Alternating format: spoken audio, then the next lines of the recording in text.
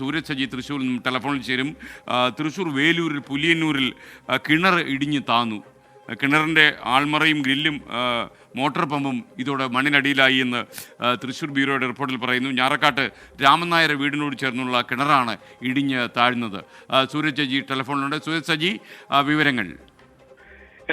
രാവിലെ മുതൽ തന്നെ കനത്ത മഴയായിരുന്നു ഈ വേലൂരിൽ ഉൾപ്പെടെ അനുഭവപ്പെട്ടിരുന്നത്. ഇതിനിടയിലാണ് വേലൂർ പുലിയന്നൂരിൽ വീട്ടുകിണർ ഇടിഞ്ഞു താഴ്ന്നത്. ഞാറക്കാട്ട് രാമൻ നായരുടെ വീടിനോട് ചേർന്നുള്ള കിണറാണ് വലിയ ശബ്ദത്തോടു കൂടി ഇടിഞ്ഞു താഴ്ന്നത്. ഈ ശബ്ദം കേട്ട് വീട്ടുകാർ പുറത്തിറങ്ങി നോക്കിയപ്പോഴാണ് കിണറും അതുപോലെ തന്നെ കിണറിന്റെ കൈവരിയും മോട്ടോർ പമ്പും ഗ്രില്ലും ആൾമറയും അടക്കം ഇടിഞ്ഞു താഴ്ന്ന നിലയിൽ കണ്ടെത്തിയിരിക്കുന്നത്. എന്തായാലും സംഭവവുമായി ബന്ധപ്പെട്ടുകൊണ്ട് ഈ പഞ്ചായത്ത് അധികൃതർ അടക്കം വീട്ടിലെത്തി പരിശോധന നടത്തിയിട്ടുണ്ട്. എന്താണ് ഇത്തരത്തിൽ ഈ കിണർ ഇടിഞ്ഞു താഴാൻ ഇടയാക്കിയതെന്ന് സംബന്ധിച്ചെല്ലാം വിശദമായ പരിശോധന നടക്കുന്നുണ്ട്. എന്തായാലും ഈ മേഖലയിൽ ശക്തമായ മഴയാണ് അനുഭവപ്പെട്ടത്. ഈ മഴയെ തുടർന്ന് ഇടിഞ്ഞു താഴുകയായിരുന്നു എന്നുള്ളതാണ് നിഗമനം. ഇതിന്റെ കെട്ടുറപ്പിനെ സംബന്ധിച്ചുള്ള എല്ലാ പരിശോധനകളും മറ്റും നടക്കുന്നുണ്ട്. എന്തായാലും തൃശ്ശൂരിന്റെ വിവിധ മേഖലകളിൽ ഇപ്പോഴും ഈ കനത്ത മഴ തുടരുകയാണ്.